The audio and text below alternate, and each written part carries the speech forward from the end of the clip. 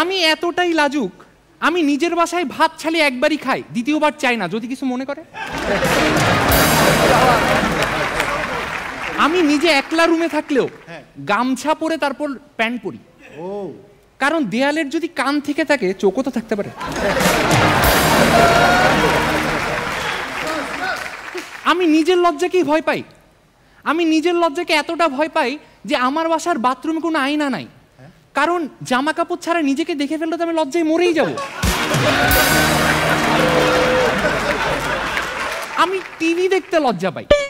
একবার টিভিতে আমি দেখলাম অ্যানিমেল প্ল্যানেটে পশু পাখি কিভাবে বংশ বিস্তার করে সেটা দেখাচ্ছে। আমি বাসার কেবল লাইনে কেটে দিছি।